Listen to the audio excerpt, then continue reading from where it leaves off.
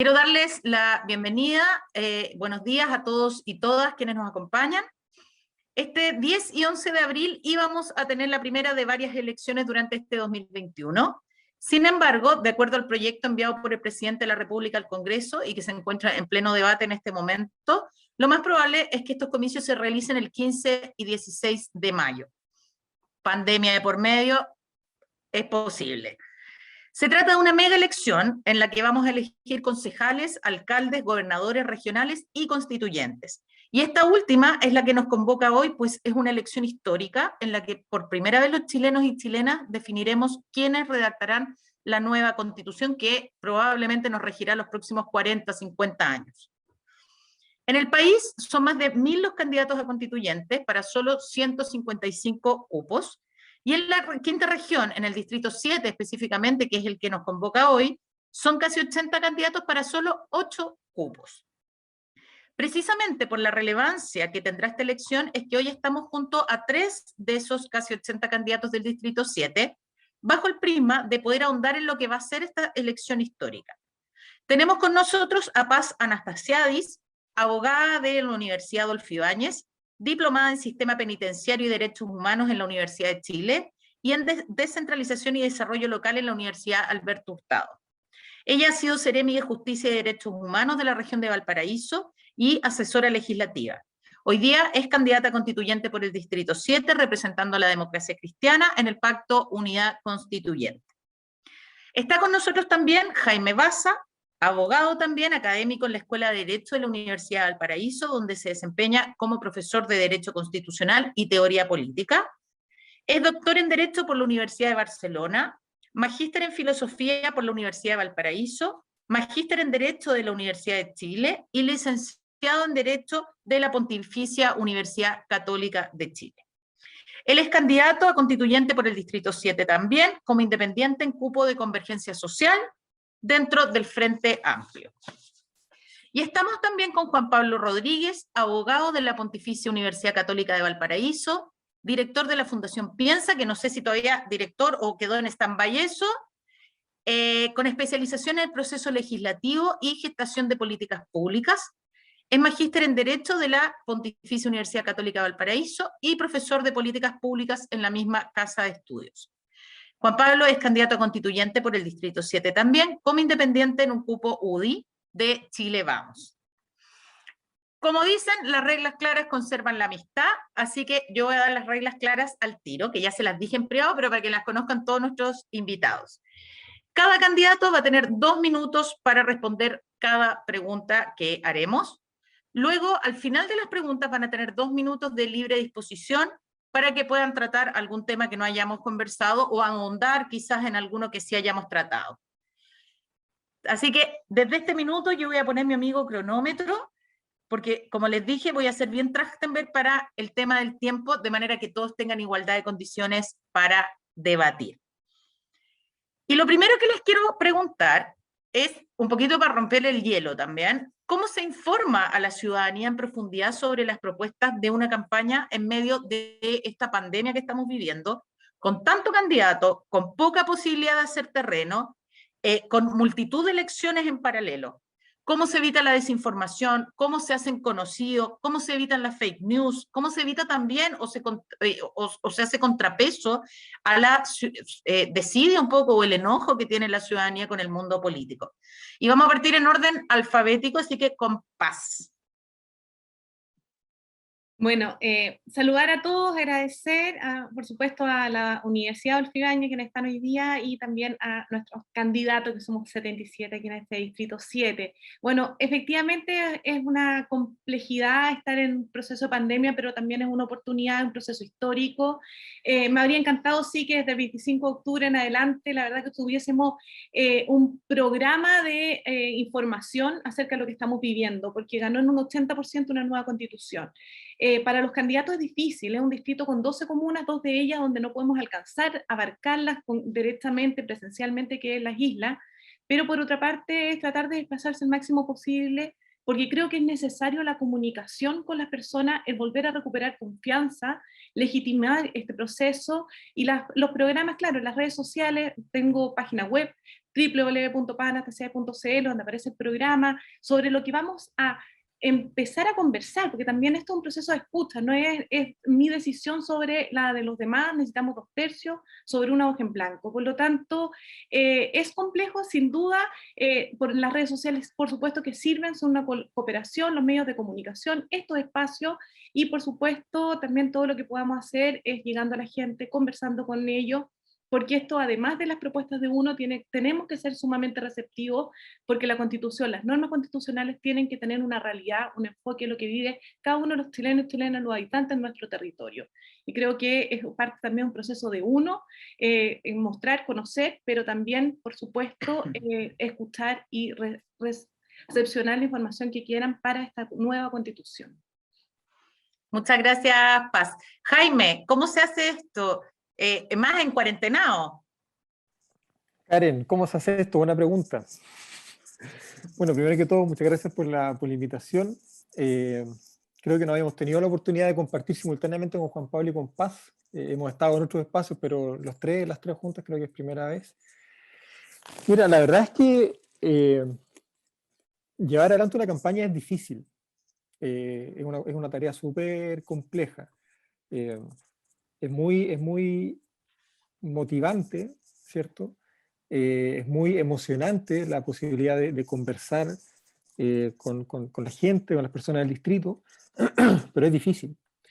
Y claro, una de esas dificultades ha estado precisamente marcada por la pandemia.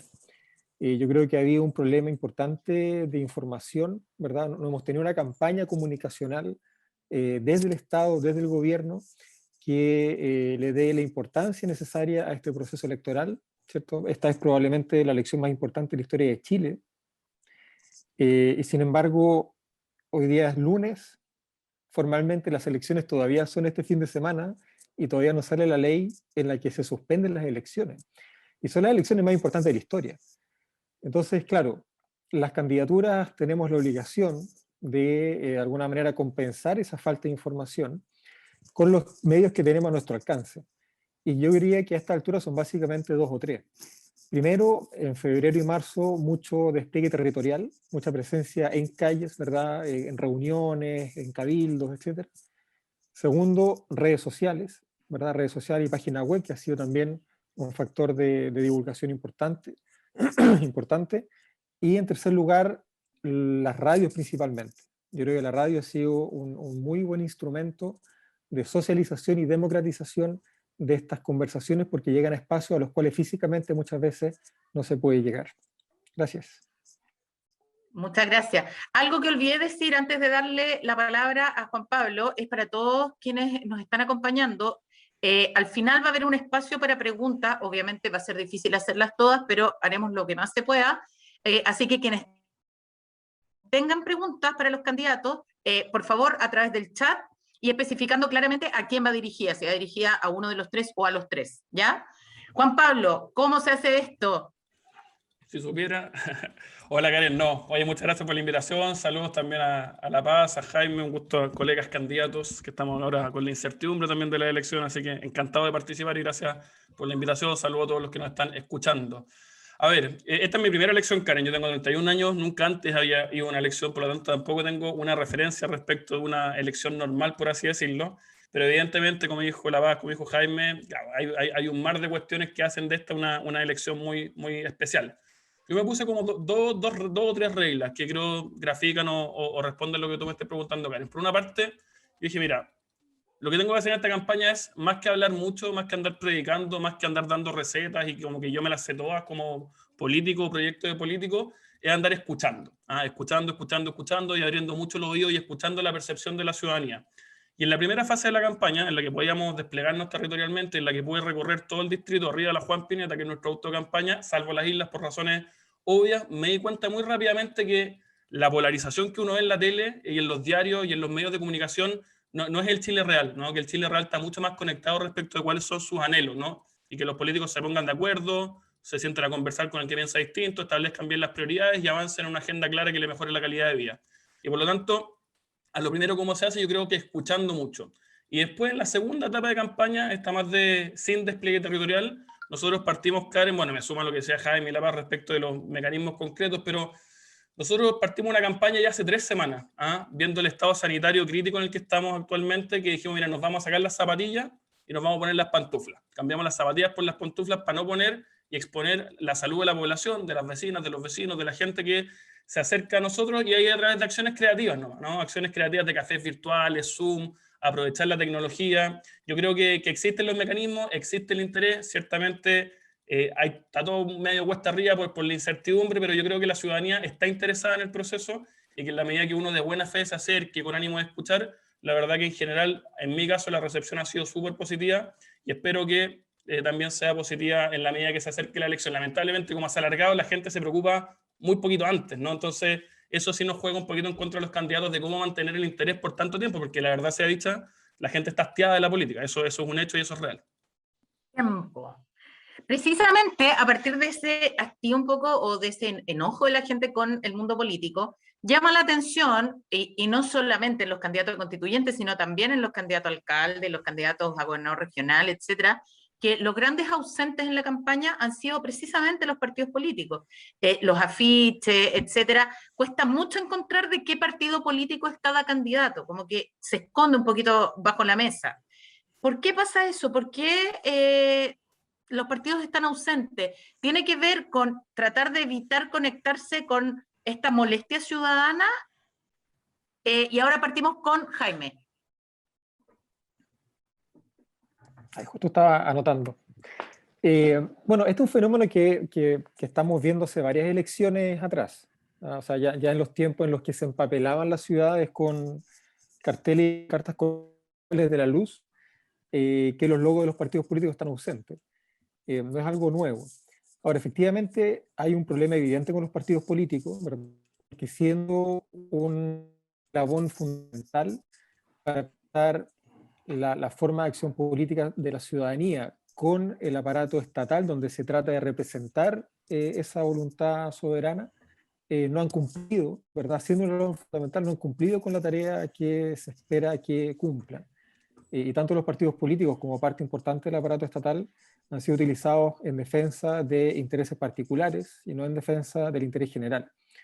Entonces, claro, hoy día están muy de capa caída los partidos políticos, no estoy diciendo nada nuevo, no estoy descubriendo nada, pero eso es un problema, ¿verdad? No es un dato. Y como problema yo creo que hay que enfrentarlo y hay que solucionarlo, porque así como necesitamos un Congreso Nacional al servicio del interés general, necesitamos también partidos políticos transparentes, públicos, probos, que permitan efectivamente articular intereses generales y representar aquellas formas de ver la sociedad que sus respectivos militantes y sus respectivos principios, ¿verdad?, determinan. Yo creo que uno de los desafíos del proceso constituyente es también recuperar los partidos políticos para la democracia. Y de alguna manera esa articulación entre militancia social, militancia política, incluso militancia gremial, puede ser una contribución importante para que esa nueva democracia que se viene con la Constitución del 2022 permita también recuperar la confianza de la ciudadanía, no solamente en sus instituciones, sino que también en los partidos políticos. Muchas gracias. Juan Pablo. Sí. A ver, Karen, yo creo que esta es la pregunta central del momento político que vive Chile. Yo creo que lo que está detrás de parte importante del extendido hastío ciudadano tiene que ver con la crisis de la política, ¿no? Y la crisis de la confianza en parte en la política, y como decía Jaime también, como puesto en entredicho respecto del rol de los partidos. Esto es una cuestión global por de pronto, de desafíos de la democracia en nuestra época, pero también en nuestro país tiene con componentes especiales. Déjame darte solamente un dato. Nosotros en la Fundación Piensa hacemos las encuestas más grandes que se hacen fuera de Santiago, y cuando le preguntamos a las personas por la percepción respecto a la política, escuchen este dato, en la región de Valparaíso el 94% de las personas, es decir, toda la región, asocia el Congreso Nacional a corrupción. Eso es gravísimo, ¿no? Porque sobre eso es muy difícil construir algo. Y yo creo acá verdaderamente, Karen, que es importante, ¿no?, reconstruir ese tejido, reconstruir esa legitimidad, reconstruir esa confianza. Porque creo yo que tenemos dos caminos alternativos. Chile, y Chile está en una encrucijada. Un camino es el camino populista, ¿no? Un camino es decir, mira, dada esta crisis de confianza brutal, yo como líder populista me levanto, trato de conectar directamente con la ciudadanía, me alejo de la política y ofrezco recetas que son pan para hoy día, pero hambre para mañana, un líder carismático, y que se salte, por así decirlo, la institucionalidad. Y la verdad que el horno está para ese bollo, lamentablemente, y es cuestión de ver el discurso político en Chile de un tiempo a esta parte, y el camino alternativo a ese es un camino ya no de corto plazo, que ya no es un atajo, sino que es un camino de mediano y largo plazo y que tiene que ver con reconstituir la legitimidad de nuestras instituciones. Pero para eso se requiere una buena política. Y en eso creo que el debate constitucional o la instancia o el momento constitucional puede ser una buena oportunidad, porque ese desprestigio lamentablemente muchas veces está bien ganado. Y yo creo que, como se decía anteriormente, eso es una mala noticia, que hay que cambiarlo. Y para eso creo que el debate constitucional puede ser una buena oportunidad para que desde todos los sectores políticos, izquierda, centro y derecha, haya tiraje a la chimenea, hayan caras nuevas, miradas frescas, personas que oxigenen. Y no solamente a través de una cuestión de edad, sino que vengan de distintos mundos y de alguna manera los cuadros políticos se renueven y aquello contribuya también a través de un debate serio a que la política se vuelva a legitimar para que cumpla su rol intermediador y tan importante en una democracia que efectivamente lo tienen. Muchas gracias. Tenemos un problema técnico propio de la vida a través de Zoom, que es que se nos desconectó Paz. Yo me imagino que se le ha caído el internet porque se quedó pegado un ratito y después se nos fue. Así que por mientras vamos a continuar y cuando vuelva Paz le hacemos todas las preguntas que estén pendientes. ¿Les parece? Lo tercero que les quería preguntar tiene que ver con, efectivamente, y algo ustedes adelantaban, con qué es lo que puede hacer el constituyente y qué no puede hacer. ¿Cómo piensan lidiar un poco con las expectativas de la gente? ¿Y cuán responsable es que se le haga creer a la gente muchas veces en las campañas que la nueva constitución va a resolver todos sus problemas? Y eso es algo que además viene del estallido social, o sea, esta concepción de que la constitución va a resolver todos los problemas que tenemos en Chile. La constitución en realidad es un marco de acción. ¿Cómo se le explica eso a la gente para que no generar sobreexpectativas, que pasa mucho en el mundo político, y eso significa que después la desazón de la ciudadanía es mayor aún, o la caída es más fuerte cuando se enfrentan a la realidad? ¿Cómo se enfrenta esto? ¿Y qué es lo que realmente puede hacer un constituyente y qué no? Juan Pablo. Gracias, Karen. Pongo acá mi propio cronómetro. A ver, lo primero que yo creo, así como declaración de principio, importante transmitir que la Constitución es muy importante, y tiene por objeto fundamentalmente dos cosas. Se puede explicar de distintas maneras, pero por una parte organizar el poder, distribuir el poder tanto horizontalmente, presidente, Congreso, tribunales, los distintos órganos, también verticalmente o territorialmente, ¿no? Cómo distribuimos mejor el poder en nuestro país, cómo descentralizamos Chile, etcétera. Y por otra parte reconoce y protege nuestros derechos fundamentales, ¿no? Aquellos que nos pertenecen a nosotros por el hecho de ser personas y que de alguna manera en parte son un límite respecto de la vulneración, sea del Estado o sea de otras personas. La Constitución es muy relevante, pero tú bien lo dices, ¿no? Yo creo que es importante entender, sobre todo respecto al debate de los derechos sociales, que la Constitución no es una cartita al viejito pascuero, lamentablemente, porque chuta máquina, qué rico sería que sea cuestión de poner, mira, quiero mejor salud, quiero mejor educación, quiero tener vivienda, escribirlo poéticamente muy bonito y por arte de magia se nos van a solucionar todos los problemas. La verdad sea dicha, la Constitución es un marco, es un diseño institucional, son las reglas del juego, pero en concreto lo que le cambia la vida a la gente, lo que significa prestaciones, lo que le va a mover la aguja a las personas en materia de vivienda, salud, pensiones u otras, tiene más que ver con las leyes y con las políticas públicas, en el marco de la Constitución, pero más con esto. Deja ponerte un ejemplo. La Constitución brasileña, por ejemplo. La Constitución brasileña habla, en términos de extensión, como 5 veces más del derecho a la salud que la nuestra. Brasil, en el ranking de la OMS, el sistema de salud está 107. Chile está 33. Ecuador habla 81 veces del derecho a la salud. Chile, el reconocimiento es súper sobrio. En Ecuador se ha vacunado el 1% de la población, en Chile se ha vacunado a la mitad de la población. ¿Dónde funciona mejor la salud? ¿En Brasil, en Ecuador o en Chile? Que tenemos grandes desafíos, no tengo ninguna duda. En Chile, ¿no? Y probablemente en las democracias nórdicas también va a funcionar mejor. Aquí voy. No por el hecho de poner las cuestiones muy bonitas en la Constitución vamos a solucionar los problemas. La solución concreta de los problemas pasa porque tengamos una democracia estable, tengamos equilibrio fiscal, tengamos certeza jurídica, respeto a las reglas, crecimiento económico, de modo tal de poder efectivamente realizar las prestaciones que le cambian la vida a las personas. Muchas gracias. Paz, te nos habías ido. Así que te hago el 2x1. La pregunta anterior que tenía que ver con el por qué los partidos están ausentes de esta campaña, y luego la pregunta que estaba contestando ahora Juan Pablo, que tiene que ver con qué es lo que puede hacer un constituyente y qué no puede hacer, y cómo se manejan las sobreexpectativas de la ciudadanía respecto a esta constitución que va a solucionar todo lo que nos da problema en Chile, digamos. Gracias, sí, me caí, tuve que conectarme ahora el celular porque no funcionó ETR.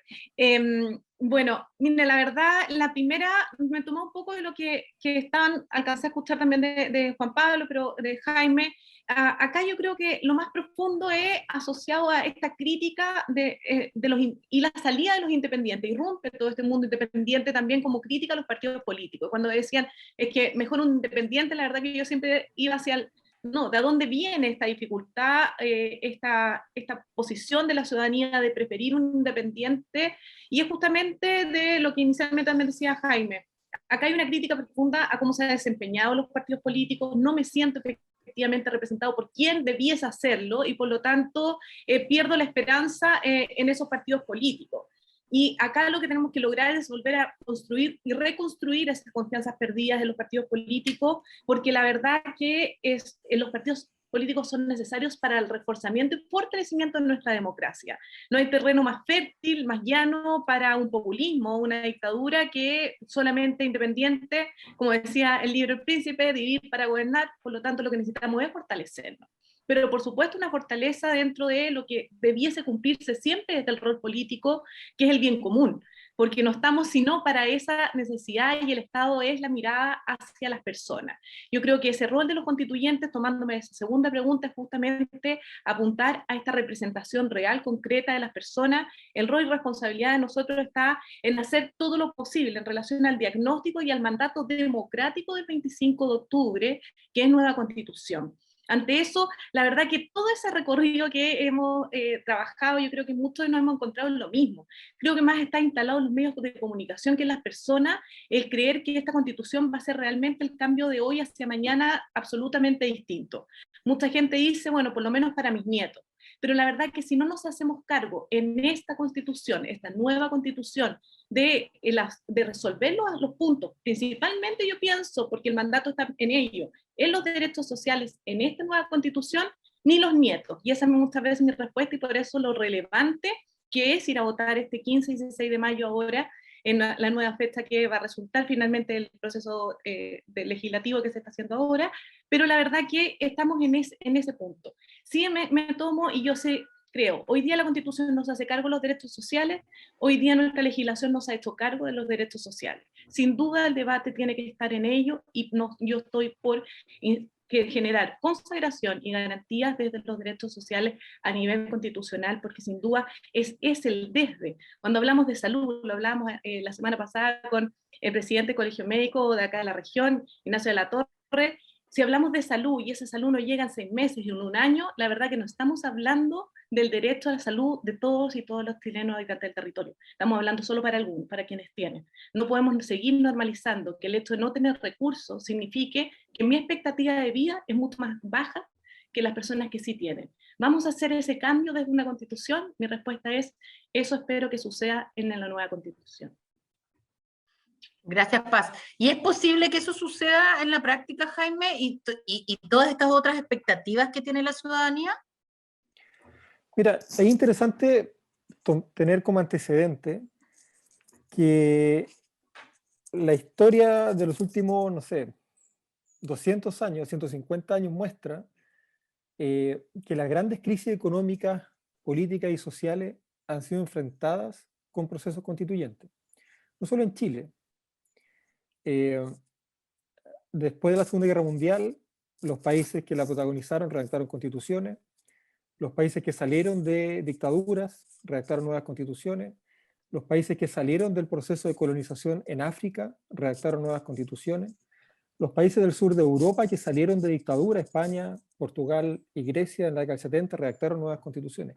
Las constituciones son instrumentos, no son soluciones, ¿verdad? Y el reconocimiento de estos derechos de los cuales estamos hablando, por ejemplo, específicamente los derechos sociales, es necesario, pero todos sabemos que no es suficiente. Y esa relación entre lo necesario que es reconocer derechos fundamentales en la Constitución y lo insuficiente que es ese reconocimiento proyecta, de alguna manera, la responsabilidad que nosotras como ciudadanas tenemos, ¿verdad?, para lo que viene después. Porque efectivamente sabemos, es necesario pero no es suficiente. Por ejemplo, si la nueva Constitución establece que el agua es un bien público, que el derecho acceso es un derecho humano que tiene que ser garantizado por el Estado, y que el Estado tiene la obligación, por ejemplo, de proteger caudales ecológicos, después vamos a tener que cambiar el Código de Aguas. Eso significa que el proceso constituyente no termina con el trabajo de la Convención Constitucional. Precisamente por lo que dices tú, es necesario pero no es suficiente. Hay un proceso de transformación que no va a durar un año, se va a proyectar en el tiempo, y esa expectativa de la ciudadanía tiene que ser traducida en responsabilidad para participar de estos procesos de cambio que se vienen. Muchas gracias, Jaime. Otro tema que se ha discutido bastante tiene que ver con la normativa de funcionamiento de la propia constituyente. Por ejemplo, el tema de que para llegar a acuerdos se requiera 2/3 de sus integrantes. Considerando la enorme cantidad de independientes que hay en estas candidaturas, y que probablemente muchos van a ser electos, y con la fragmentación que hay hoy día del mundo político, ¿cuán factible creen ustedes que va a ser llegar a estos acuerdos por 2/3 y lograr generar normativas que, en definitiva, realmente sean un reflejo de lo que la constituyente quiere? ¿O, en verdad, existe alguna posibilidad de cambiar esa normativa? Partimos con Paz. Bueno, ahí muchas veces está cuando nos acercamos a algunos lugares y les decimos, señora, quiero recibir información, o señor, y a veces nos dicen, no, la verdad que no voy a ir a votar, no tengo ninguna representación, o no, las cosas no cambian si es que yo voy. Hoy día, en este proceso que es de elección de convencionales constituyentes, la respuesta es muy necesario que vaya a votar, porque estos 2/3 deben ser el fiel reflejo de lo que vivimos como sociedad, como país. Si el 80% dice que sí a una nueva constitución, ojalá que ese 80% esté representado también en el órgano convencional constituyente, y por supuesto también ese 20% porque contempla todo lo que hace, que refleja nuestro país.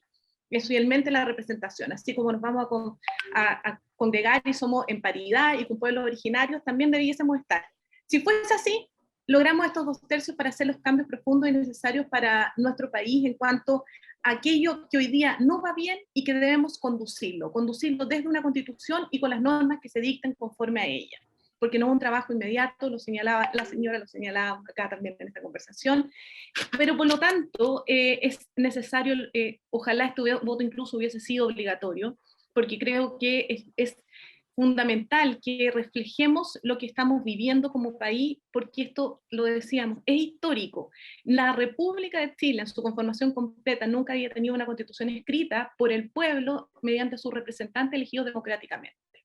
Y hablamos de 2/3, sí, esa es la norma constitucional y ese fue parte del acuerdo por el que se gesta el acuerdo por la paz y la nueva constitución. Para mí esos 2/3 deben ser respetados, reconocidos, porque de lo contrario no sabría esto, finalmente la reforma que da paso a esto. Quiere una llave con una fecha concreta que ya sucedió, que fue el plebiscito, con la elección de los constituyentes que va a suceder, por lo tanto no tenemos otra posibilidad de hacer una nueva constitución, pero dentro de la institucionalidad vigente lo que tenemos es esta apertura que se entregó a través de este acuerdo por la paz, no se había logrado, fue un anhelo. 2009, el candidato presidencial Eduardo Frei Ruiz-Tagle ya hablaba de una nueva constitución. El proceso, me tocó vivirlo de Seremi Justicia, vivimos un proceso constituyente con la presidenta Bachelet, reforzando, dando a comunicar de qué se trataba una nueva constitución, y hoy día estamos en ello. Y tenemos que cumplirlo a cabalidad, pero también somos todos nosotros, como chilenos ciudadanos, los que tenemos que votar para que eso finalmente resulte. Gracias, Paz. Jaime, ¿es factible pensar en los 2/3 considerando la fragmentación del sistema político hoy día? Interesante la pregunta, porque efectivamente hay una relación importante, ¿cierto?, entre la cantidad de candidatos y candidatas que hay hoy día, ¿cierto?, que son 1.200 y tantos, si no me equivoco, y las lógicas con las cuales tradicionalmente pensamos la política en Chile. Si pensamos los 2/3, mirando, por ejemplo, el resultado de la elección parlamentaria del 2017, efectivamente es un quórum altísimo y prácticamente imposible de alcanzar. Pero el escenario actual es distinto, y es distinto, aquí yo quiero ser súper honesto, súper sincero, es distinto y no sabemos cuán distinto es. Estas van a ser las primeras elecciones después de la revuelta. nadie se esperó un 80-20 en las dos elecciones que tuvo el 25 de octubre, ni en el plebiscito sobre nueva constitución, ni en el plebiscito sobre convención mixta o no. Y en las dos fue 80-20. Eso rompió todos los esquemas. Y también hay que tener presente que el 50% del electorado no votó el 25 de octubre. Entonces yo creo que hay una relación ahí interesante entre la cantidad de nuevas candidaturas y la posibilidad de que esas candidaturas de independientes logren movilizar al electorado que tradicionalmente no ha votado. Si eso pasa, efectivamente el marco para entender este proceso electoral va a cambiar. O sea, si la participación sube de 50 a 60 o a 65, la distribución del poder político que van a haber detrás de esos votos va a ser muy diferente. Claro, el gran problema que hay con la gran cantidad de candidaturas independientes es la dificultad que va a haber para, de alguna manera, disciplinar la deliberación al interior de la constituyente. Pero ojo, que hay ciertas líneas comunes en todas esas candidaturas independientes que están a favor de un nuevo modelo, que están a favor de dejar atrás el neoliberalismo y de pensar una democracia más participativa que tenga una centralidad en la ciudadanía y no solamente en la representación. Hay líneas comunes ahí que probablemente aglutinen también a esos sectores independientes. Muchas gracias. Juan Pablo. Sí, a ver, lo primero, tú lo decías al principio del debate, Karen, voy a explicar las reglas del juego para que se respeten. Yo creo que eso también se tiene que predicar respecto al proceso político en general y por de pronto, ¿no? Como decía La Paz, la regla de los 2/3 fue establecida con anterioridad al plebiscito, consecuentemente es de toda lógica que se mantenga, ¿no? La gente votó teniendo a la vista de esa regla y por de pronto que es una regla del todo natural, ¿ah? Si uno mira la experiencia comparada respecto de procesos similares, es muy común que se pida un quórum supramayoritario para la aprobación de las normas constitucionales, porque efectivamente la Constitución es una institución en parte contramayoritaria, ¿no? La democracia no solamente es 50% más uno, sino que también es respetar los derechos de las minorías, ¿no? Y las constituciones muchas veces se erigen precisamente para, aun cuando una mayoría circunstancial quiera hacer algo que es inconstitucional, aquello no se puede hacer. Es una protección de nuestros derechos fundamentales también contra eventualmente una mayoría circunstancial. ¿Vamos a poder lograr esos 2/3? Bueno, depende, a mi juicio. Depende si vemos la Constitución como lo que no es, a mi juicio, un programa de gobierno, un instrumento en el cual nosotros vamos a resolver todas nuestras diferencias, donde vamos a querer dejar a fuego un determinado modelo de desarrollo, donde vamos a querer consagrar con el nivel que exige la política pública o la ley los derechos fundamentales. Si es que vemos la Constitución como eso, como una Constitución en la cual tenemos que resolver todas nuestras diferencias como sociedad y donde cada uno de nosotros va a querer poner absolutamente todo lo que piensa, creo que no, va a ser imposible lograr los 2/3. Si vemos la Constitución como lo que a mi juicio efectivamente es decir, no un programa de gobierno, no aquel lugar en el cual tenemos que zanjar todas nuestras diferencias como personas que vivimos en sociedad, sino como aquel diseño institucional que establece las reglas básicas del juego, que permite que nuestro país siga progresando, que tenga estabilidad y que la ciudadanía decida en la deliberación democrática, año a año, con participación ciudadana y también a través de elecciones, cuáles son los énfasis, si de repente va a querer un gobierno más reactivador, por ejemplo, si de repente va a querer en épocas de vacas gordas un gobierno más de bienestar, si de repente va a querer parlamentarios, que eso lo definirá la ciudadanía, lo definirá a través de las elecciones, lo definirá en el tiempo, y si vemos a la Constitución como eso, creo yo que sí, que podemos lograr no solamente los 2/3, sino la unanimidad, que nos permita tener una Constitución que nos representa a todos, que entienda que el del frente no es el enemigo, que puede tener una visión de justicia distinta de la mía, pero que también es chileno. Yo aspiro a tener eso, una Constitución que nos representa a todos, que nos permite salir de la crisis y que sea una mejor Constitución, que entienda que hacia atrás tenemos muchas cosas de las cuales bien podemos sentirnos orgullosos y sobre eso, sin refundar, sin partir de cero, construir hacia adelante y hacernos cargo de los grandes desafíos que tenemos como país. Ojalá así sea. Voy a empezar a entrar ya en materia más dura y quiero preguntarle concretamente, pero no se me vayan por los palos, no, concretamente, ¿qué derecho o garantía que hoy día no está en la Constitución integraría cada uno de ustedes? ¿Cuál sería su caballito de batalla? Y partimos por Jaime. Justo me tocó la pregunta concreta para empezar. Cuando estaba empezando a mirar el cielo, a ver qué... No, mira, voy a contestar concreto. Yo creo que vivienda, no sé si es mi caballito de batalla, pero vivienda es uno de los derechos sociales que más inciden en la configuración de las condiciones materiales de vida de las personas, que es un bien público, ¿verdad? La vivienda es un bien público, así como lo es la cultura, por ejemplo, y que probablemente su reconocimiento constitucional permitiría generar condiciones de convivencia ciudadana distintas, ¿verdad? Pensando no solamente en la vivienda como el espacio, ¿verdad?, para tener paredes y techo, sino que especialmente el espacio de articulación con la ciudad, de construcción de familia, de vida hogareña, ¿verdad? Bueno, en fin. Y eso hoy día no está en la Constitución. Yo creo que es uno de los derechos que debieran estar y que no están. Ahora, más que hacer un listado de derechos, porque efectivamente podríamos hablar de otros derechos que no están y que podrían estar, yo creo que es súper interesante tener la mirada puesta, el objetivo planteado, en tener un catálogo de derechos constitucionales equilibrado.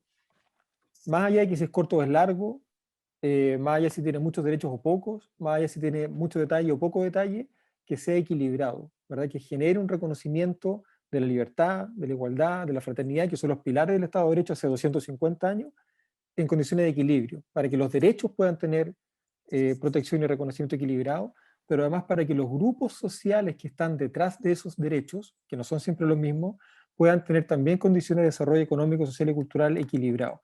Y probablemente uno de esos pilares que va a permitir gatillar una conversación como esta es el derecho a la vivienda digna y adecuada. Muchas gracias. Juan Pablo. Voy.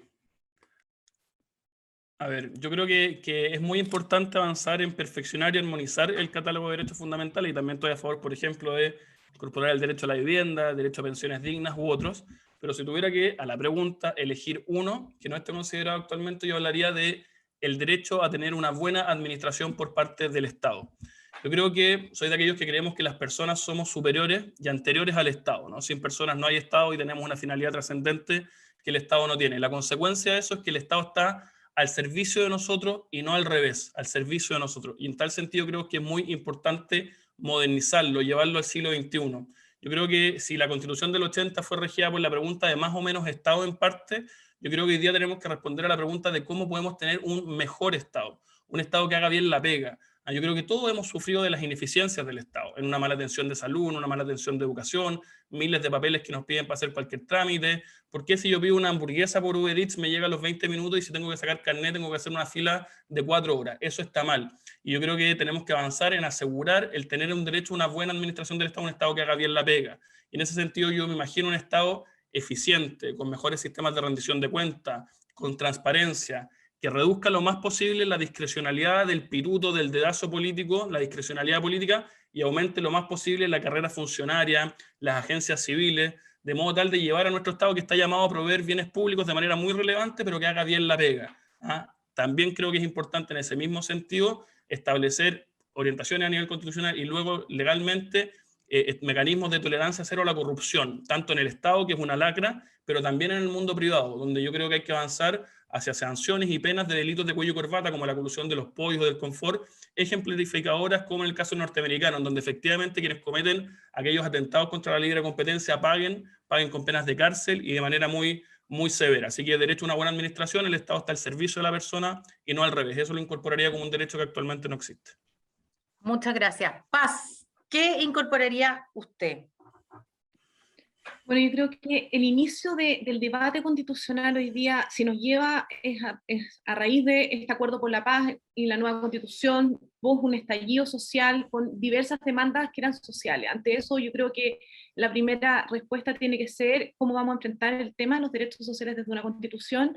Y creo ahí que el primer derecho que dice directa relación con la vida, podría ser, en el fondo, en el sentido, un caballito de batalla, más allá de que yo creo que vamos a estar viendo cada uno de los derechos sociales, cómo consagrarlo correctamente desde nuestra Constitución. Pero cuando hablamos de salud física mental. Cuando hablamos de salud física mental también comprende un entorno, un barrio, comprende el transporte. Veamos hoy día en la pandemia cómo eso significa que el transporte público significa también una posibilidad de contagio y de riesgo a los trabajadores, entre otras materias. Entonces yo creo que si volcamos una mirada donde efectivamente logremos tener un derecho a la salud consagrado para todos y todas, significa por tanto que estamos velando desde una perspectiva como omnipresente finalmente de un Estado, porque tiene que regir en distintas materias. ojalá esperemos que no solamente luego de hablar de los derechos sociales, yo creo que viene esta segunda patita, entonces cómo nos hacemos cargo como Estado de que toda esta eficiencia se logre para los derechos sociales realmente consagrados desde nuestra Constitución. Pero por otra mirada, también esto no solamente de coordinación de unos actores de otros desde el Estado, sino cómo se complementan cada una de las funciones, cómo vivienda tiene que mirar también salud, el entorno tiene que estar entonces respetando el derecho a la salud y todos los otros factores, como también desde la línea de educación, como desde la línea del medio ambiente, todo propende desde un Estado. Entonces yo creo que, por supuesto, lo primero que tenemos que mirar son los derechos sociales. Hablábamos entonces, en esta perspectiva, para mí, salud podría ser entonces prioritario, y luego entonces, cómo entonces estructuramos un Estado para que funcione y sea lo más flexible posible para enfrentar los desafíos de este Chile de 2021 en adelante. Pensemos que es una Constitución que no tiene que marcar solamente un periodo concreto específico, sino que tiene que proyectarse hacia adelante. Por lo tanto, ¿qué queremos para nuestro Chile? El desafío hacia el futuro, y ese desafío hacia el futuro, si no nos hacemos cargo hoy día de estos derechos sociales, la verdad, ¿en qué futuro estamos pensando? En 2061 volvemos a hablar y ver si una Constitución nos vamos a hacer realmente cargo de ello, y creo que... Muchas gracias. Precisamente respecto de estos derechos sociales, que son un poco los que más han estado en la palestra, en el debate y en la discusión pública, ¿cómo creen ustedes, concretamente, que se deben tratar en la Constitución temas súper sensibles y que son los que han estado en el debate, como las mujeres, el agua, las minorías sexuales, el aborto, la eutanasia, por nombrar algunos? Y parte Juan Pablo. Uy, hay varias cosas ahí de por medio, digamos. Respecto a los derechos sociales, para separar la pregunta quizás, respecto a los derechos sociales yo creo que se tienen que consagrar, se tienen que perfeccionar el catálogo, incorporar derechos nuevos, perfeccionar otros, determinando bien sus contenidos esenciales, pero como metas o orientaciones para que el legislador y los gobiernos a través de políticas públicas puedan ir implementándolos en función de el grado de desarrollo económico del país, en función del crecimiento, para no andar vendiendo la pomada, inventando cuestiones que en la realidad de las cosas no se pueden hacer.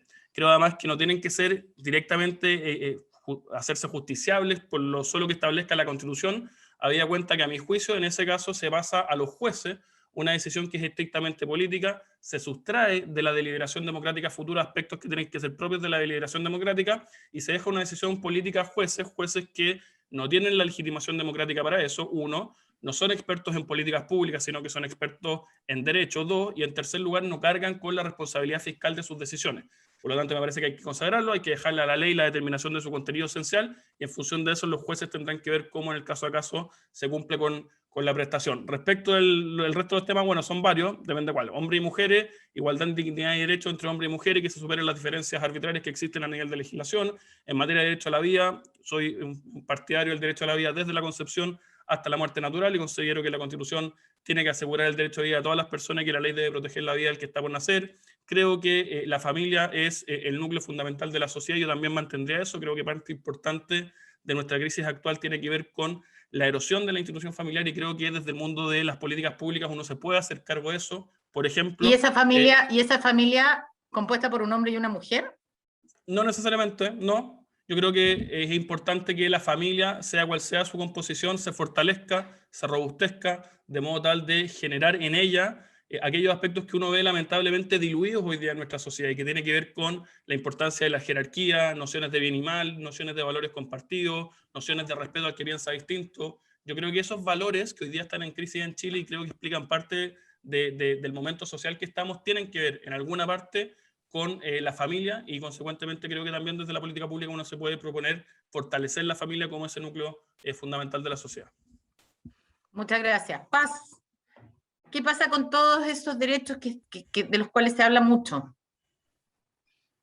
Sí, ahí hay dos puntos. Uno, primero, creo que es importante en el fondo, claro, cómo se consagra en la Constitución como normas constitucionales, y los otros que son aspectos que han entrado a un debate constitucional, pero la verdad que van directamente asociado a un tema legislativo. Hoy día, de hecho, hay proyectos de ley que se están viendo tanto de eutanasia como el aborto en materia de Congreso Nacional. ¿Y por qué razón?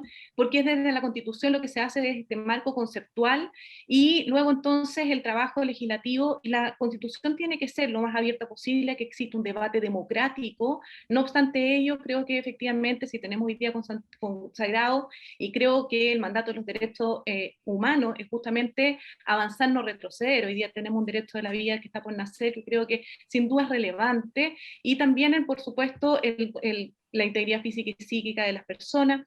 La familia, creo que se debate como sociedad y avanzamos en entender todo tipo de familia, lo vivimos en el Acuerdo de Unión Civil, donde el mensaje y los proyectos de ley que estaban relacionados a ello entendía, por tanto, desde ya una familia en sentido amplio. Por lo tanto, no podemos entonces hoy día hablar hacia atrás, sobre todo si tenemos que, insisto, en avanzar en materia de reconocimiento de los derechos humanos, y ya avanzamos entonces como sociedad en entendernos iguales, y cómo entonces que nuestra Constitución fortalezca la igualdad ante la ley de todos y todas, y estamos hablando también de mujeres. Yo creo que esta conformación paritaria nos va a permitir un debate mucho más realista de cómo generar la igualdad entre hombres y mujeres, disminuyendo las brechas que hoy día existen. Es un llamado no solamente para Chile, sino que a nivel internacional todos los países les piden que esta consagración tenga fuerza y sentido real, y por lo tanto creo que ojalá avancemos en un sistema electoral como el que tenemos hoy día en el proceso constituyente, la conformación de un poder judicial, los órganos del Estado también de forma paritaria,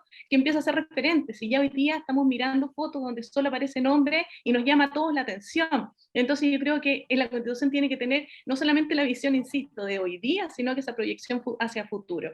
Y por lo tanto, ¿cómo entonces generar este debate constitucional con las normas que permitan en el fondo consagrarnos y reconocernos los derechos de todos y todas desde la Constitución, y las normas, por supuesto, se dictan conforme a ella? Muchas gracias. Jaime, varios temas ahí en uno. Karen, varios temas en uno, efectivamente.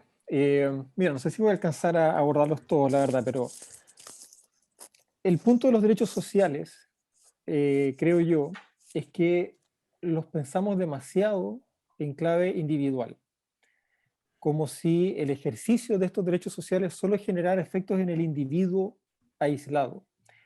Y los derechos sociales se llaman sociales por algo, porque generan efectos que van más allá de la persona, generan efectos en la sociedad, generan efectos colectivos, porque se ejercen en sociedad. Y estando de acuerdo con lo que decía Juan Pablo recién, en el sentido de que judicializar los derechos sociales puede ser una mala idea, hay que tener presente que, primero, toda vulneración a un derecho fundamental requiere algún tipo de intervención, ¿verdad? Y segundo, tenemos que discutir cómo garantizar la dimensión social del ejercicio de los derechos fundamentales de carácter social. Y ahí la propuesta que hemos lanzado nosotros desde nuestra candidatura es el defensor del pueblo. Una defensoría del pueblo que tenga no solamente la posibilidad de presentar acciones colectivas para proteger aquellos derechos que tienen esa dimensión social, sino que también iniciativa legislativa, porque sabemos que estas son materias que deben ser discutidas en el Congreso y no en los tribunales. El problema es que si el Congreso no los discute, hoy día no tenemos cómo hacerlo. Por ejemplo, la ley de ISAPRES, desde el año 2007, tiene uno de sus pilares fundamentales declarado contrario a la Constitución. Y han pasado casi 14 años y todavía estamos esperando una ley de ISAPRES. Ese tipo de cuestiones generan condiciones estructurales de vulneración de los derechos fundamentales, que es lo que ocurre con los grupos postergados que tú señalabas en la pregunta. El catálogo de derechos fundamentales tiene que ser equilibrado también en ese sentido. Reconocer los derechos que, por ejemplo, Chile ha firmado a través de tratados internacionales de niños, niñas y adolescentes, de personas con discapacidad, de mujeres, de disidencias y diversidad sexual, pueblos originarios, ¿verdad? Porque son grupos sociales que se encuentran en condiciones estructurales de postergación, y superar aquello requiere de un catálogo de derechos fundamentales equilibrado. Muchas gracias. Me quedaron un montón de preguntas en el tintero. ¿Para qué les cuento? Descentralización, Tribunal Constitucional, presidencialismo no. ¿Para qué les cuento? Pero el tiempo apremia, así que vamos a ir a nuestros 2 minutos de libre disposición. Ya me olvidé con quién partí recién, parece que partí con Juan Pablo, así que partimos con Paz. Sus 2 minutos de libre disposición.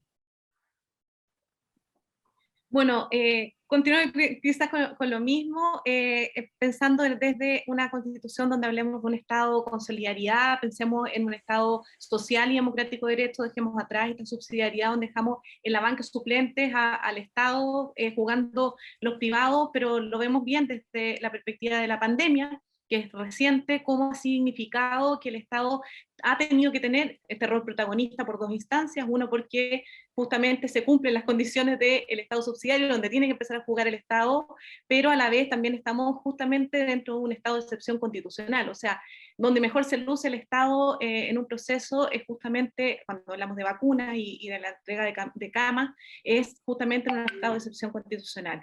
Desde esa perspectiva, consagrar los derechos sociales y por otra parte hablar, somos de región todos nosotros y eso implica hacernos cargo de la descentralización efectiva. Tenemos próximo a una gobernación regional que va a estar carente de recursos y necesitamos entregárselos. ¿Desde qué manera? Entregar entonces impuestos territoriales, lograr esta flexibilidad donde este órgano de gobernador permita ser el coordinador necesario entre los municipios y el ente unitario, y hacernos cargo, por supuesto, de aquellas normas que nos permitan generar condiciones de justicia social desde nuestro país, pensando en una constitución moderna, flexible, con un sistema que nos ayude a entregar esta participación efectiva ciudadana y sentirnos recuperando confianza ante esa óptica de contexto, sistema semipresidencial donde podamos tener efectivamente un órgano legislativo colegiado que represente realmente y sea canalizador de las demandas, y no lo hoy día que lo dejamos un poco atado a manos, aprobando, rechazando lo que dice el presidente y no siendo parte de la pulsión social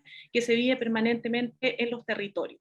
Y desde esa perspectiva, en la descentralización también tenemos que buscar, y es la propuesta que hemos tenido, lo hemos abarcado con distintos candidatos, alcaldes, concejales, lo vivimos también en el proceso en Valparaíso, lo mencionábamos, donde el consejo municipal tenga también atribuciones y no solamente un alcalde, porque estas figuras que son personales finalmente no detentan mucho poder y necesitamos que entreguemos nuevamente esa legitimación a nuestra soberanía que reside en el pueblo, y por lo tanto tenemos que potenciarlos desde esas estructuras representativas del Estado. Gracias, Paz. Jaime, sus 2 minutos. Gracias, Karen. Uno de los ejes centrales de nuestra candidatura, nuestra campaña, ha sido la necesidad de desconcentrar el poder. Una de las principales características del orden constitucional que se inicia con la Constitución del 80 es la concentración del poder en distintas dimensiones. Territorial, por cierto, pero también funcional en el presidente de la República, y también de carácter económica y social.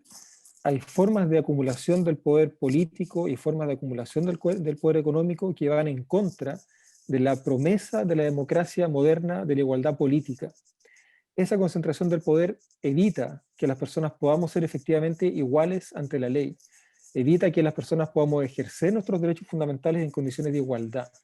Si nos vamos a tomar en serio la promesa de la democracia, que no es necesariamente la regla de la mayoría, sino que la promesa de la igualdad política entre las personas, tenemos que preguntarnos por cuáles son las condiciones a partir de las cuales las personas ejercemos esos derechos fundamentales. Y creemos que la clave de esas condiciones hoy día está en la concentración del poder político y especialmente en la concentración del poder económico, que afecta la mercantilización de los derechos fundamentales, especialmente los de carácter social, y que genera verdaderas barreras de exclusión de la ciudadanía que marginan a las grandes mayorías de condiciones igualitarias para el ejercicio de los actos de ciudadanía, ¿verdad? Ahí debiera estar puesto, a nuestro juicio, el foco del proceso constituyente en la reconfiguración de relaciones de poder desde la desconcentración, desde una distribución equitativa del poder político y especialmente el poder económico, permitiendo que los procesos políticos generen las condiciones para que todas y todos podamos participar en condiciones de igualdad. Muchas gracias. Juan Pablo. Sí, Karen. Yo sueño con un Chile en el cual tu lugar de nacimiento no defina quién vaya a ser tú en la vida. Que si a ti te tocó nacer en Santiago o en regiones, te tocó nacer en un lugar más sencillo, en un lugar más rico, eso no sea lo que defina quién vas a ser tú en la vida, hasta dónde vas a llegar. Que eso lo defina tu ñeque, tu mérito, tu esfuerzo. Yo creo que una gran oportunidad en el debate es, de una buena vez por todas en Chile, avanzar decididamente en igualar la cancha, igualar las oportunidades. Además, creo que uno de los grandes problemas que tiene nuestro país es la concentración del poder. Es que en Chile las grandes decisiones se toman en 5 manzanas de Santiago. y en tal sentido creo que también es una gran oportunidad en el debate constitucional acercar la toma de decisiones a las personas y darle a nuestras autoridades locales una caja de herramientas más grande, más cotota, que le permita enfrentarse de buena manera a los problemas públicos y consecuentemente no solo tomar mejores decisiones, sino que también que la ciudadanía se involucre más en los asuntos públicos. En esto creo que nuestra región de Valparaíso está llamada a cumplir un rol que es protagónico. En algún minuto todo en Chile nació acá, desde el primer equipo de fútbol hasta el diario más antiguo de Hispanoamérica. Valparaíso tiene un peso específico que tiene que desarrollar en el debate constitucional. Si nosotros no nos ponemos pantalones largos, va a terminar siendo Santiago quien escriba la nueva constitución. Invito a quienes me están escuchando a que me conozcan este proyecto de una nueva política. Yo creo que es importante darle tiraje a la chimenea desde todos los sectores políticos, que esto sirva para renovar verdaderamente la política. Creo que no basta con renovar la política tiene que ser buena también, tiene que estar conectada con la prioridad de las personas y no con las prioridades de los políticos, y en tal sentido creo que podemos lograr una constitución que nos represente a todos, una mejor constitución. Una constitución no que refunde Chile, no una constitución que nos haga partir todo absolutamente de cero, sino que reconozca que tenemos una historia que es preciosa, de 200 años de historia republicana como nación, país, mucho más, y que tenemos grandes desafíos por delante, pero tenemos que construir sobre lo que ya hemos edificado, y esos grandes desafíos tienen que ver con restituir nuestro derecho a vivir sin miedo, establecer ciertas condiciones necesarias para lograr el progreso, que no son suficientes, pero sí son necesarias, como la certeza jurídica, el Estado de Derecho, la responsabilidad fiscal, el reconocimiento de la propiedad privada, establecer ciertos derechos sociales como metas orientadoras, descentralizar Chile de una buena vez y en definitiva entender que en este debate tenemos que lograr una constitución que nos representa a todos, que entienda que el que está al frente no es el enemigo, que tiene una visión de justicia distinta de la mía, pero este instrumento constitucional nos tiene que representar a todos y de esta manera creo que vamos a poder desde la región de Valparaíso salir de la crisis social, política y económica en la que estamos. Y en el voto soy el 13, para que se acuerden, el 13 de la suerte en el voto, arriba y cruzado me encuentran, Juan Pablo Rodríguez. Ya, queridos, pasado estos 2 minutos libres, vamos a las preguntas del público, vamos a hacer las que más alcancemos antes que nos pille el tiempo. La primera dice, pregunta a Jaime Baza, ¿por qué consideras que esta elección es la más importante en la historia de Chile? Mira, sí. simplemente porque es primera vez que vamos a poder redactar una constitución en democracia, sin golpe de Estado, sin guerra civil, y por un órgano elegido íntegramente por la ciudadanía, en condiciones de paridad y con escaños reservados para los pueblos originarios. Esto es primera vez que ocurre en la historia de Chile. Las 3 constituciones más importantes de nuestra historia, la de 1833, 1925 y 1980, fueron escritas en contextos de guerras civiles o golpes de Estado, las 2 segundas. Y es primera vez que vamos a poder elegir democráticamente a quienes van a redactar la nueva constitución para las próximas décadas. Esto va a marcar la historia del país durante una buena cantidad de años. Por eso creo que son las elecciones más importantes de la historia. Muchas gracias. Pregunta para los 3 candidatos de Sebastián Estay, supongo que dice Seba Estay, supongo que es Sebastián. ¿Cómo le gustaría que fuera la constitución? ¿Detallada o lo más simple posible? ¿Qué país toman como referente de constitución? Yo siempre comento que la constitución tiene que ser corta, pero no puede quedarse corta de responder a las demandas sociales, a las demandas de nuestro, y sociales hablo, tal como se señalaba también, estamos hablando de nuestra sociedad. El Estado se organiza para las personas, para la sociedad, para su cuerpo intermedio y por supuesto entonces cómo se genera todo este abanico dentro de este paraguas constitucional, es donde tenemos que hacernos cargo. Ante ello creo que tal como pienso y estoy convencida, las normas y el derecho en sí mismo no nace sino ante una relación con tu contexto territorial, nacional, la cultura, lo económico, lo político, eso es el derecho. Una norma no puede no hacerse cargo de ello. Lo veíamos en el retiro del 10%, que me tocó participar en toda la elaboración de la tramitación, cómo se defendía este derecho de seguridad social. Claro, bajo un entendido teórico que en Chile existe seguridad social, pero pasemos y desmitifiquemos esto. O sea, si hablamos de 40.000 pesos, 30.000 pesos de una cotización individual, no podemos decir lo que en Chile existe para todas las personas por igual seguridad social. Existe para algunos, pero no existe para otros. Y eso es lo que tenemos que lograr desenvolver y entender desde este proceso constituyente. Si tomamos un referente, nuestro mejor referente es nuestro propio país de las normas.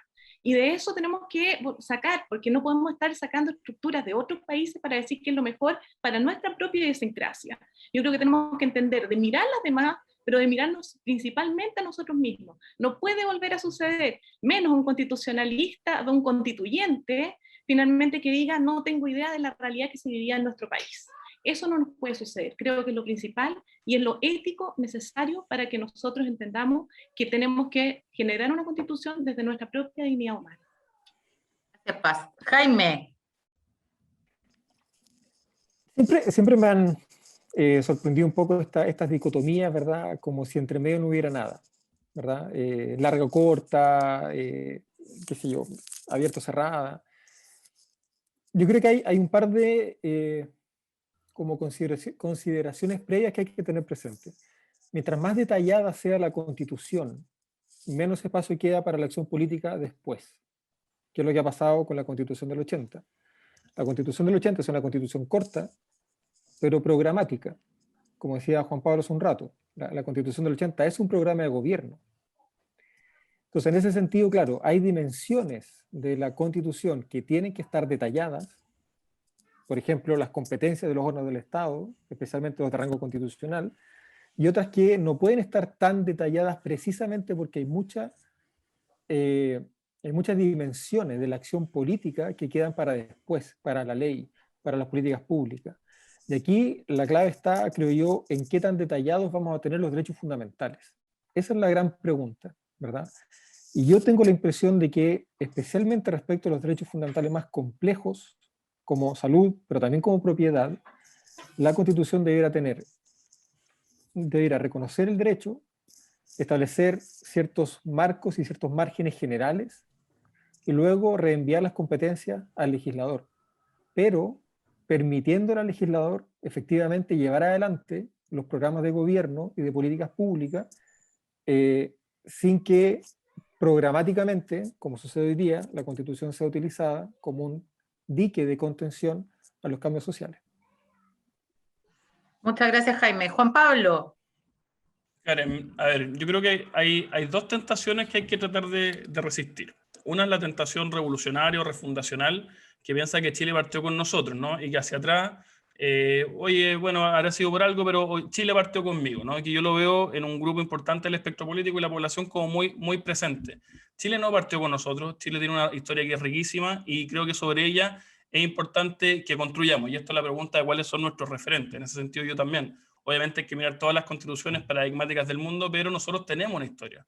Tenemos una historia institucional que es rica, tenemos una historia política que tenemos que tener a la vista y por lo tanto, yo también.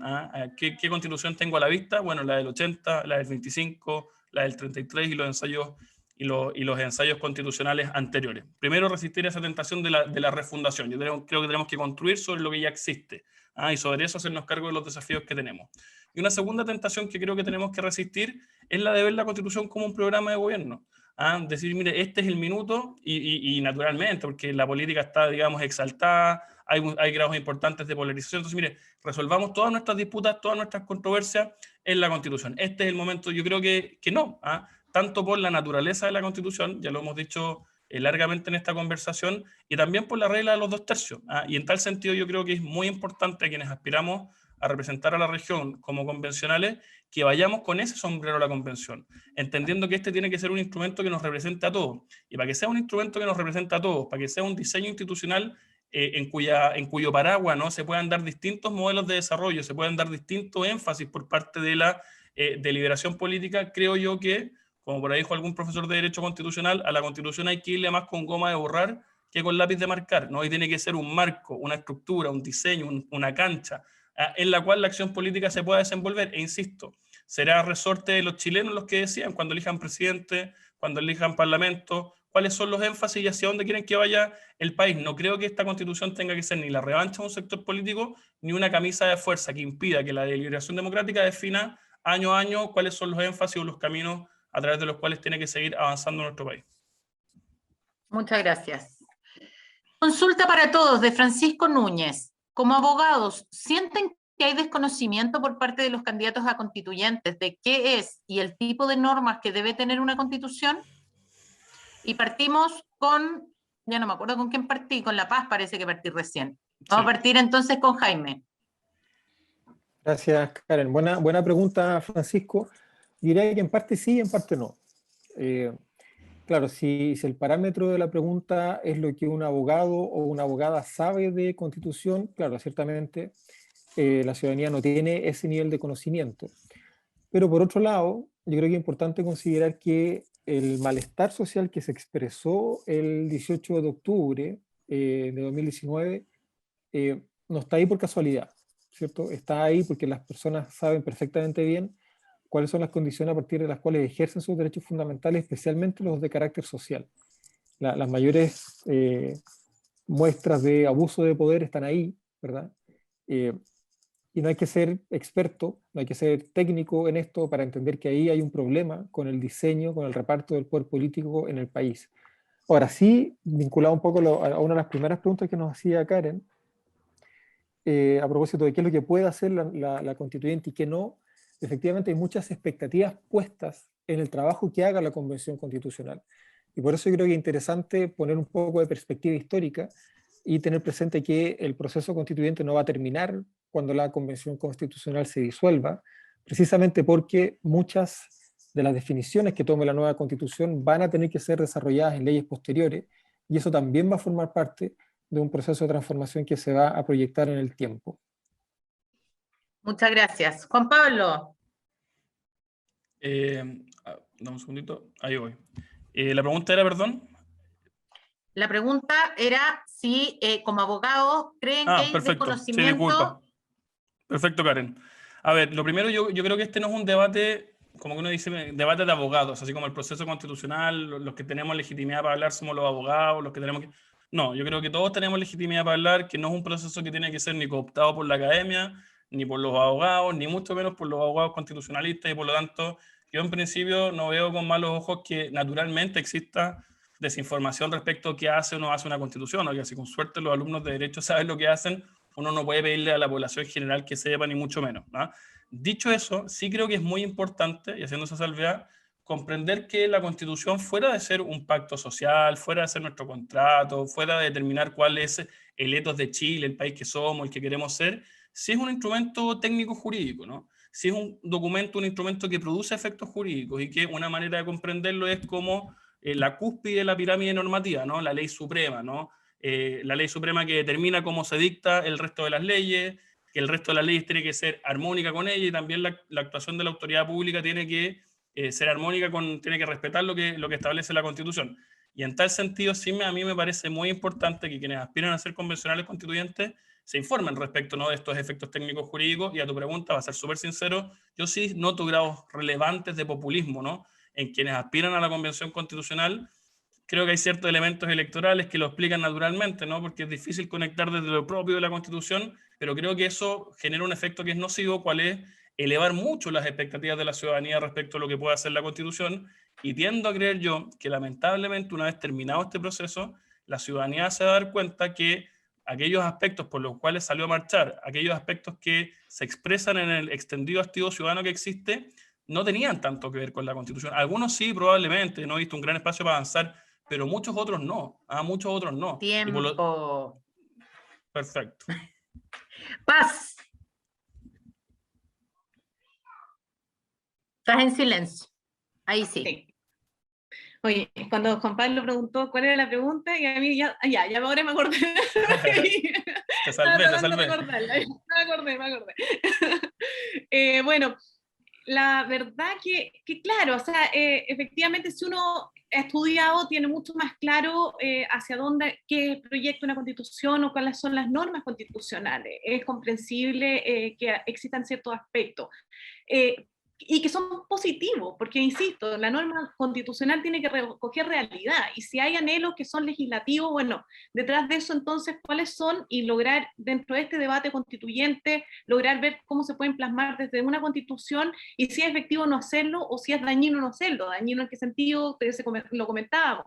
La norma constitucional, al regular tanto detalle, finalmente podría significar que es mucho más difícil y queda una estructura mucho más rígida de un Estado, y lo que necesitamos es flexibilizar el debate legislativo, y por lo tanto, desde la legislación, ojalá, espero que logremos tener leyes siempre con un simple o el quórum máximo de mayoría de todos los que están en el ejercicio, y no estas estructuras que tenemos hoy día de quórum de ley orgánica constitucional, que no es lo mismo tener la ley orgánica propiamente tal, y la Constitución tiene obviamente o 3/5 o 2/3, depende cómo se vaya a resolver dentro del debate constituyente, cuánto del quórum que se va a entregar para una reforma constitucional. Por lo tanto, dentro de ello, claro, ahora puede haber este desconocimiento, que entonces cómo lo canalizamos a través de un debate, pero por otra parte, a mí lo que no me gusta es el aprovechamiento de este desconocimiento que va asociado obviamente al no haber tenido educación cívica, al no haber tenido ningún proceso más allá del que vivimos en 2017 alrededor, que fue el proceso constituyente,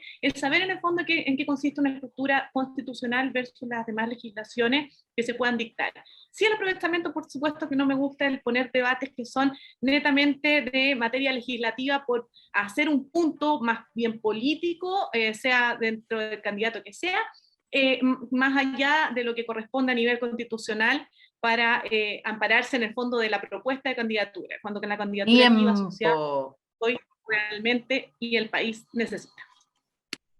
Chicos, les quiero dar las gracias. Ha sido un debate así como contra el tiempo, bien dinámico. Hemos tratado un montón de temas, quedaron un montón de temas sin tratar.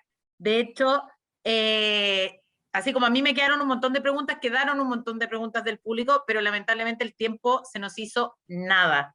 Así que les quiero agradecer por este tiempo a ustedes que están en plena campaña con harta pega, y a nuestros invitados también por venir a adentrarse un poquito en lo que es este debate constitucional. Una pequeña pincela. Muchas gracias, y los dejo invitados para después, cuando sean constituyentes, para que vamos a tener un debate de cómo va la cosa.